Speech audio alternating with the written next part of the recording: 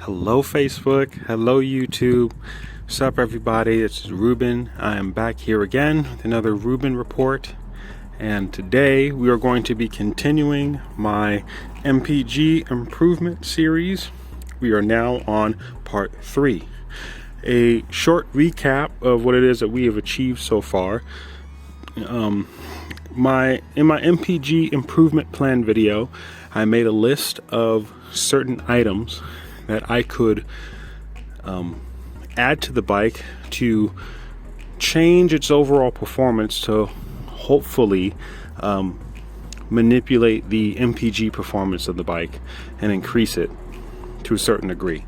The first video, we tested the effects of higher grade octane fuels. So instead of using 87 octane, we tried using 91 octane fuel. And in part 2 of the video, we changed the spark plug in the motor, changed it out from the stock to an Iridium NGK spark plug that was recommended in the forums. And overall, so far, the biggest change to the MPG performance has actually been the rider's behavior and how you treat the motorcycle or ride the motorcycle with your throttle hand. How much you are, pulling the throttle or rolling on the throttle, and how lenient and generous are you with the power delivery. So rider behavior by far has been the biggest change in MPG performance. We went from ringing her out in 6th gear all the way riding on the highway, getting 41 MPG, to being a lot more tame, being really gentle with accelerations, and also trying to keep the RPMs in its current stock gearing form anywhere between 4,000 and 6,000 RPMs. And that, in conjunction with the spark plug, has yielded our best MPG yet of 57.5 MPG. So knowing that 57.5 MPG is now the new benchmark, today what we're going to be doing is we're going to be changing the rear sprocket on the back wheel of the motorcycle to help give this motorcycle a lot more low-end torque.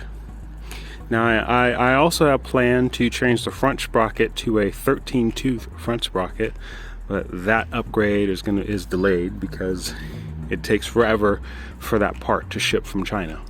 But nonetheless, this 45-tooth sprocket upgrade is going to yield some type of increase, and we'll be able to measure the impact that it has on the overall performance and the MPG performance of the motorcycle. But before I get into that, I believe there may be some confusion regarding gearing changes on a motorcycle. And the last time that I did this with my MPG improvement plan video, where I tried to explain it, I don't really think I did the best job in trying to explain it. So right now I have my wife's bicycle instead of my bicycle, because my bicycle only has 9 speeds, whereas my wife's bicycle has 21 speeds. And so I'm gonna give you guys a visual aid and explain what it is that I'm trying to do here in a second. Alright guys, so I have my wife's bicycle here, and the gearing that I have it set in right now is I have it on 4 in the back, and I have it on 2 in the front. And what I believe is happening is some of you have a misunderstanding when I say that I want to gear down the motorcycle. Some folks think I go down in the back and down in the front, which is not the case. What I'm going to be doing is, because the concept's pretty much the same on the bicycle and a motorcycle, I'm gonna gear down the bicycle, and we're going to observe what happens with the sprockets while I gear it down. So imagine you're pedaling on a bicycle. Your leg strength is just what it is, and you want it to be a lot easier on your legs, right? We don't all of a sudden become super strong. Our leg strength is linear, it's consistent. We just want our pedaling to be a lot easier on us, so we don't have to spend as much energy. So what it is that we do is we want to gear the bike down. So that's what I'm going to do here.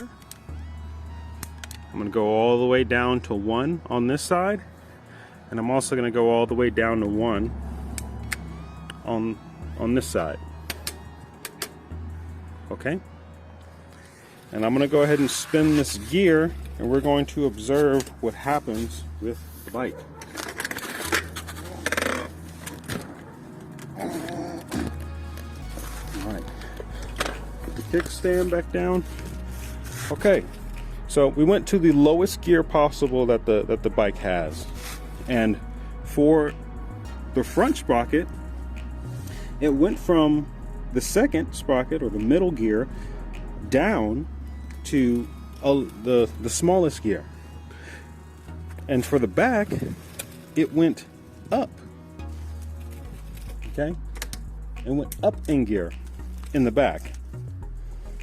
So pretty much what that shows you is, if you're trying to gear down a motorcycle or gear down a bicycle, you have to go up in teeth in the rear, and you have to go down in teeth in the front. Okay, that's how you gear a bicycle down, and it's basically the same concept for the motorcycle. Although for the motorcycle, you don't have, you know, an adjustable rear sprocket. It pretty much stays the same.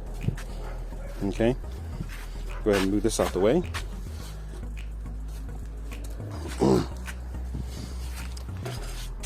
Yeah, so most of the gearing that happens actually happens in your transmission, where if you want to gear up, your transmission plates go up, increasing in tension. So from first to second to third, and so on and so forth. So in order to gear down the motorcycle, we're going to have to go down in teeth in the front and go up in the rear. So pretty much putting everything all together and how it relates to the motorcycle.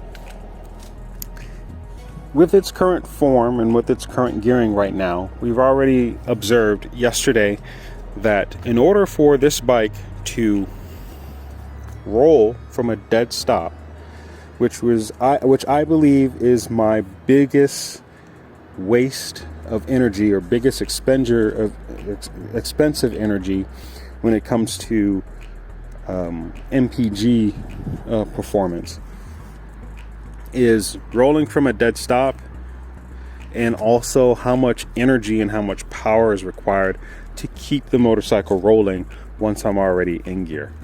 So what it is that I have observed is that the bike in its current form is required to rev all the way to 4,000 RPM in order to get the bike moving from a standstill in first gear. And most other gears, every time that I shift, if the needle starts to go below 3,500, the bike starts to jerk. No matter what gear you're in, the bike starts to jerk, it starts to struggle. So if you actually look on the torque curve, I'll probably put a picture up of it right now.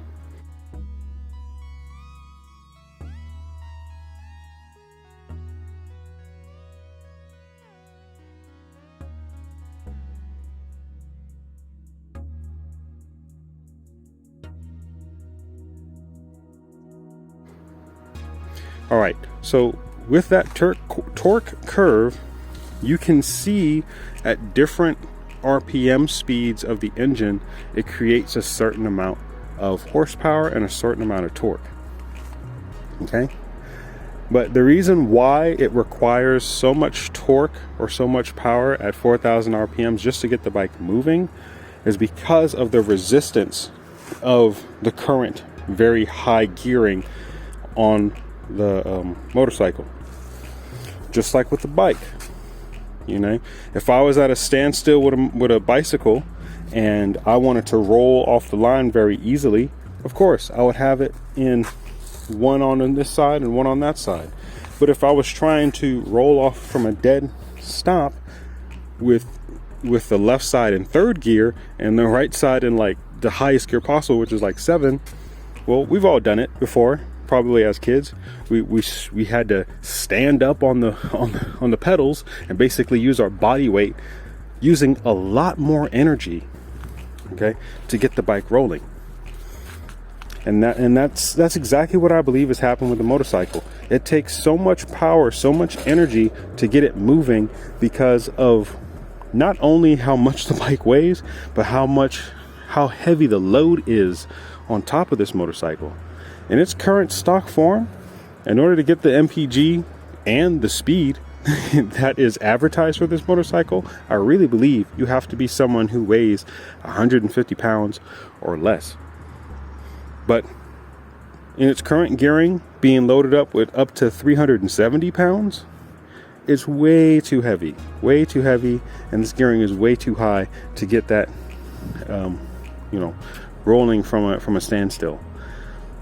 So for folks who weigh a lot less than I do, this is probably not even going to concern you.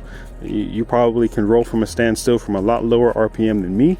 But for me, what I'm trying to do is I'm trying to broaden the power band, make it a lot easier for the motorcycle to roll off of a dead stop. And my goal, hopefully, by the end of all of this, adding the 13-tooth front sprocket and the 45-tooth rear, I should be able to roll from a dead stop anywhere between 2 and 3,000 RPM. That's my goal, but we'll see if we'll reach there.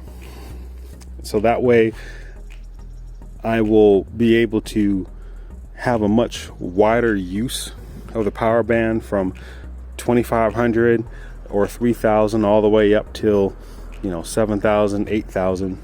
Because even when it comes to my top speed videos that I've done and the top speeds that tests that I've done with this bike, I've ridden this bike wide open throttle on flat ground with wind. The best that I could get was about 75 miles indicated, which GPS verified is 69.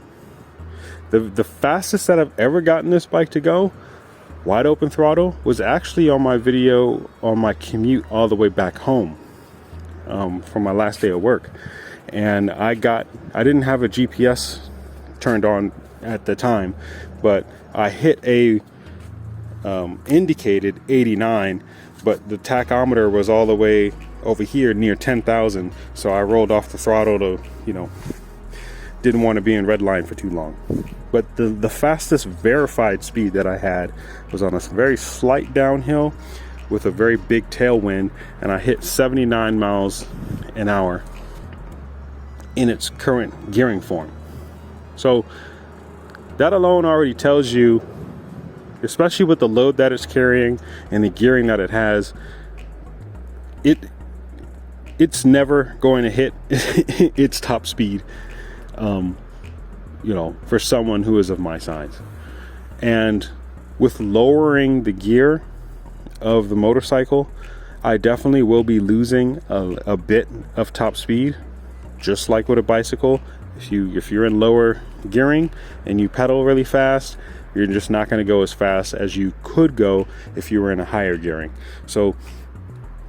But with this motorcycle, I've never hit it anyway, and I probably would never hit it unless I would be, again, rolling downhill. I've found a sprocket or gear ratio calculator online. I'll probably put a picture of it up right now.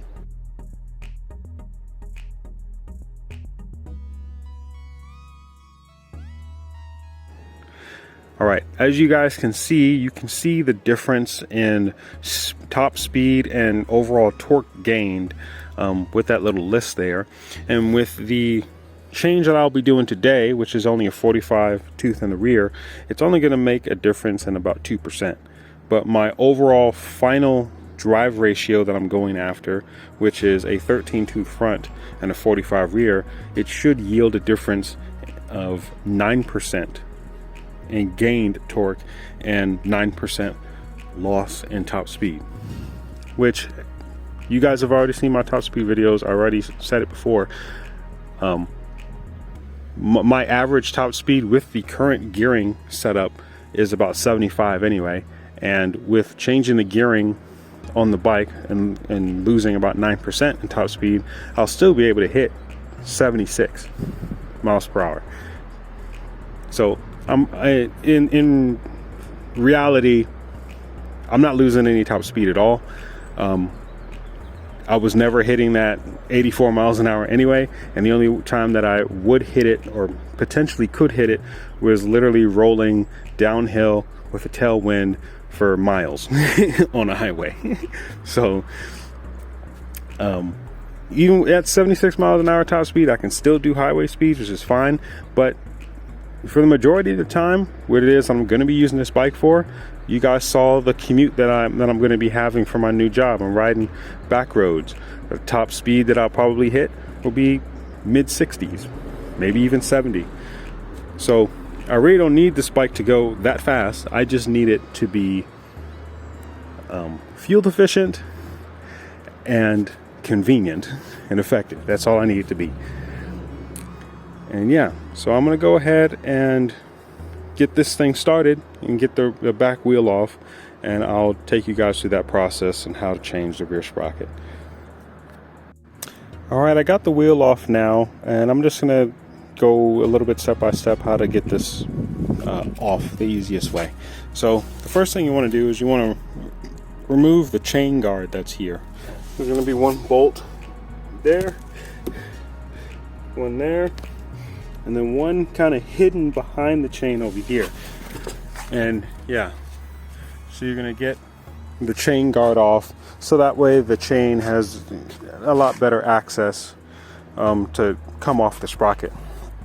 The next thing that you're going to do is you're going to get a ratchet and probably some, like a wrench of your choice. You're going to hold the wrench on one side of the wheel and then have the ratchet on the other while you loosen the really long bolt, which is kind of like your axle that goes through the wheel. And while the wheel is off, as it is right now, it's a good time to go ahead and inspect how the bearing is doing. And as you can see, this one, it's lubed up quite a bit. All right. Can probably use a little bit more lubrication, so I'll go ahead and grease it up a little bit more before I put the wheel back on. But let's go ahead and take this wheel off and take this wheel out. Ooh. And go ahead and change this sprocket. Sorry. Alright, so the actual sprocket gear just fell off. But I'm going to go ahead and take this sprocket off of here and put on the new one. I just want to take a second to just admire the simplicity, the convenience, and just the overall efficiency of this motorcycle, because I know you RX4 guys out there are probably pretty jealous that I can balance my motorcycle on a center stand while having the wheel off, where you guys have to have a stand. And again, this is another really big selling point to why it is that I got this motorcycle instead of the RX4. Knowing how big I am, and I could have got the bike with bigger power, being able to do this is super simple, super easy. So, you know, the bigger power, yeah, I would have been able to go faster, but man, the convenience is where it's at. Because I remember doing this with my TT250. I changed the rear sprocket on my TT250, and I had to basically balance the motorcycle on, you know, my jack stand there. It was kind of sketchy. So I really appreciate having a center stand on this motorcycle. It makes everything so much easier. All right. All right, getting the sprocket off, guys, is actually pretty difficult. So my best advice is to go ahead and lay it on its side, put something beneath to protect the brake rotor, and try to hold the wheel while you try to twist this thing off, because they're snugged on there really tight, and I mean, it's for good reason, but it takes quite a bit of force to get these bolts broken free. But once they are free, you'll have a lot easier time taking the sprocket off. All right, guys, so I finally got the sprocket off, and now we can see the two sprockets in comparison to one another. This is the 44, this is the 45, excuse me, and the 44 tooth sprocket is barely smaller. It's not that much smaller than the 44. Okay, 45 is just a little bit bigger. It definitely has one more tooth. And the reason why I chose a 45 tooth rear sprocket in comparison to like a 46 or any other was because I wanted to ensure that I could continue to use the stock chain. Had I gone any bit bigger, then I would have had to get a bigger chain and not be able to use a stock chain still. And I would like to still use a stock chain because, I mean, it's a free chain. Might as well get the use out of it while I can. And then by the time that my 13 tooth front sprocket shows up, I'll be able to switch to the DID chain that I purchased and that you guys also saw in my other video. All right, so I'm gonna go ahead and get this back on, try to get everything back together, and then we'll talk about things later on. All right, I got everything put back together. It was a little challenging trying to line up the rear tire. You just gotta balance it with your legs. But I got it in there, got the bearings lubed up, got the chain pretty much to proper tension. So we're gonna go ahead and do a little test run to see whether or not my RPMs have dropped as far as rolling from a dead stop. So I'm going to put my helmet on, my little GoPro camera, and I'll let you guys see the tachometer. All right, guys, rolling from a dead stop here. It's kind of hard to see because of the shadows, but surprisingly enough, I really didn't think that this sprocket was going to make such a big change, but it really has. I'm able to roll off the line no longer at 4,000 RPMs, but at 3,000 RPMs. So my new threshold for torque is now at 3,000 RPMs and no longer at 4,000. And you'll see here shortly, while I'm in third gear, I was also testing how the higher gears work, and it's the same. In third gear, I'm going at almost 20 miles an hour at 3,000 RPMs, and it's not jerking and sputtering at all. It's great. I have widened the power band, did exactly what it is that I said I wanted to do by dropping the gearing of the motorcycle, making it a lot easier for the motorcycle to push the weight and to push the load. And now I'm accelerating a lot faster because I wanted to see the overall speed of the motorcycle in higher gearing. I think I get all the way up to about 6th gear here, and also surprisingly around 5,000 RPM or 6,000 RPM, I'm basically achieving the same speed as I would with a 44 tooth rear sprocket. So at 5,000 to 5,500 RPM, I reach 50 miles an hour, and that was pretty much the same speed that I was reaching with stock gearing. So top speed really hasn't changed at all, but my bottom end has increased by about 1,000 RPM, which is amazing. And now I'm doing some more low speed stuff here in this little parking lot, still at 3,000 RPM. And then on the way back, I test out some more higher gears at lower speeds as well.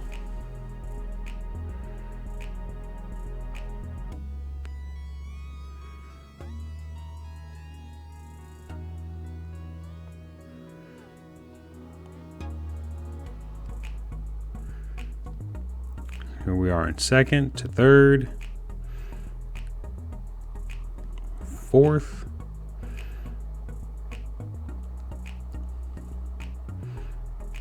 fifth. Top speed really hasn't been affected much at all. In fact, I would say the bike pulls me a lot easier now than it did with the other gearing.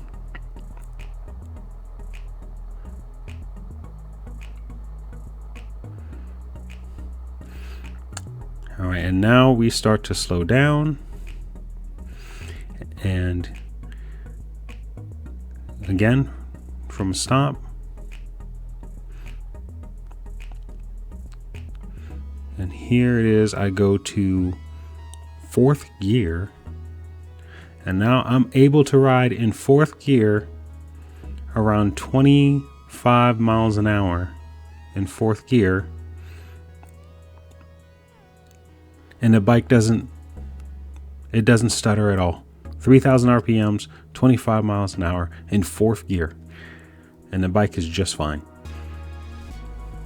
Wow. What a huge change.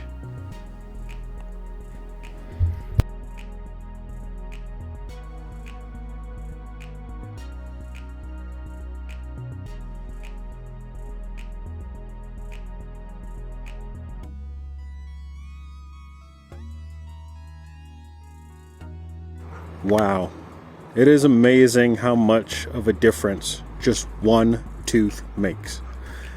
All I did was increase one tooth in the back, and now I'm able to go from a dead standstill at as low as 3,000 RPMs now by just decreasing one tooth in the back. So it actually is much happier from 3,000 to 3,500. Rolling from a dead stop, so it's way less energy, way less power is required to get me moving now, which is exactly what I was going for. And also the other gears that I was cycling through as well, their low end is around 3,000 RPM as well. I was going 25 miles an hour indicated in fourth gear. I would have never been able to do that with the with the stock gearing, and yeah, I definitely would have stalled out, doing 3,000 RPM in fourth gear. Would have been no way. So wow, I mean, just one tooth, and it changes the whole power dynamic of this bike entirely. So I'm really curious to see how the front sprocket as well will reduce the RPM, or widen the RPM range rather, even more, and allow the bike to work even easier. And I really hope that the MPG performance of this will increase dramatically. But that's all that we have for today.